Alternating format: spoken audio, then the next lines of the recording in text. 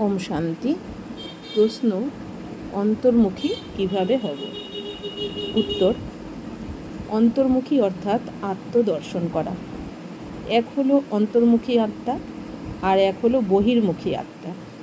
বহির্মুখী মানে যার মন বাইরের দিকে থাকে বা অ্যাটেনশন বাইরের দিকে থাকে, অর্থাৎ ইন্দ্রিয় রস বাইরের জগৎ থেকে পেতে চায়, বাইরেই খুঁজতে থাকে।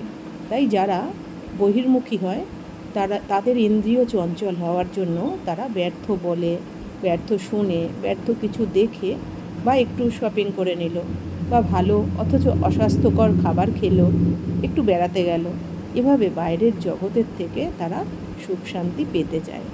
অথচ পার্মানেন্ট সুখ শান্তি তো কখনোই পাওয়া যায় না বাইরে। কিন্তু যদি কেউ অন্তর্মুখী হয়ে যেতে পারে, অর্থাৎ এই শরীরে ইন্দ্রিয়ের কথা ভুলে যদি নিজের আত্মাকে দেখে, আমাদের আত্মার মধ্যেই যে সুখ শান্তি প্রেম আনন্দ শক্তি সুপ্ত হয়ে রয়েছে, তাকে জাগাতে পারে, তবে আর বাইরের জগতে খুঁজতে হবে না।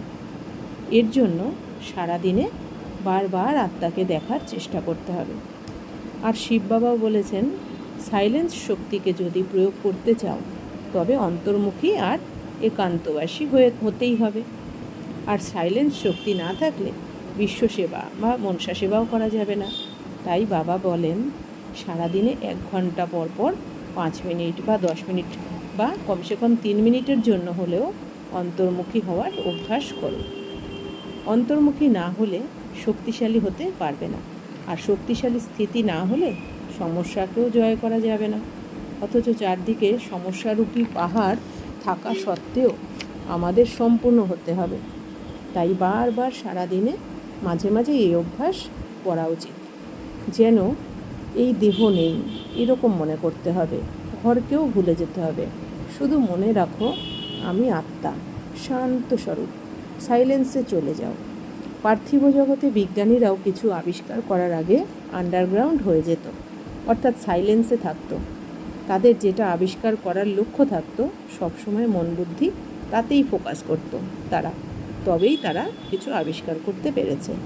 ঠিক সেরকম আমাদেরকেও অন্তর্মুখী হওয়ার জন্য মনকে একদম চুপ করাতে হবে। বারবার মনে করতে হবে, আমি শুদ্ধ আত্মা, শান্ত আত্মা, আমি পরমাত্মার সন্তান।